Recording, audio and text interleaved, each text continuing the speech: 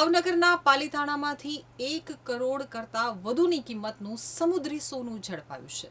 ભાવનગર જિલ્લાના Palitana પંથકમાંથી amber Greece ઝડપાયું છે અને પાલીતાણા રૂરલ પોલીસે એમ્બર ગ્રીસનો જથ્થો ઝડપી લીધો છે। પોલીસે રેડ કરી અને એમ્બર ગ્રીસ ઝડપી પાડ્યું છે। તો એમ્બર ગ્રીસ એટલે માછલીની ઉલટી અને આંતરરાષ્ટ્રીય બજારમાં આ ઉલટીની ઊંચી કિંમત આંકવામાં આવે છે। પોલીસે જપ્ત કરેલા જથ્થાને વન વિભાગને સોંપવામાં આવી શકે છે। પોલીસે આગળની કાર્યવાહી શરૂ કરી છે। એમ્બર ગ્રીસની દુર્લભતાને કારણે તેનો મોટા પાયે કાળો કારોબાર ચાલતો હોવાનું પણ જાણવા મળ્યું છે। તો મહત્વનું છે કે દરિયા કિનારે વસવાટ કરતા લોકો એમ્બર ગ્રીસ સાથે વધારે ઝડપાતા હોય છે અને એમ્બર ગ્રીસને સોનું માનવામાં આવે છે।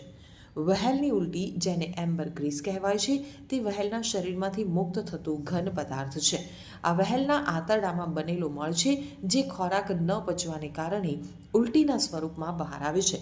તેનો રંગ કાળોથી ગ્રેથી સફેદ સુધીનો હોઈ શકે છે અને તે મીણના ઘન ટુકડા જેવો દેખાય છે।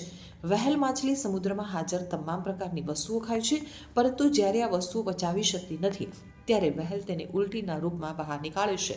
આ પદાર્થ સમુદ્રની સપાટી ઉપર આવે છે અને ઘન બને છે।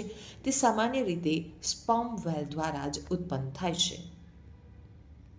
બાતમી રાય હકીકત મળેલ કે પાલીતાણા રૂરલ પોલીસ સ્ટેશન વિસ્તારમાં 2 ઈસમો, જેમાંથી એક ઈસમ પ્રદીપભાઈ મનુભાઈ ગુજરિયા તથા અન્ય ઈસમ મેહુલભાઈ ઉર્ફે છોટુ રમેશભાઈ બામણિયા નામના વ્યક્તિ દ્વારા એમ્બર ગ્રીસ એટલે કે વેલ માછલીની ઉલટી નામનો જે પદાર્થ છે, તો એની ગેરકાયદેસર રીતે વેચાણ માટે, હેરાફેરી કરવા માટેના હેતુથી તેઓ દ્વારા કાર્યરત હતા પ્રદીપભાઈ મનુભાઈ ગુજરિયા, જેની કે ઉંમર વર્ષ 24 છે, તેઓને વેલ માછલીની ઉલટી એટલે કે એમ્બર ગ્રીસ સાથે ઝડપી પાડવામાં આવ્યા હતા તથા તેઓની પાસેથી અંદાજિત 1 કિલો અને 10 ગ્રામ જેટલી વેલ માછલીની ઉલટી એટલે કે એમ્બર ગ્રીસ છે, તેનો જથ્થો પણ કબજે કરવામાં આવેલો હતો।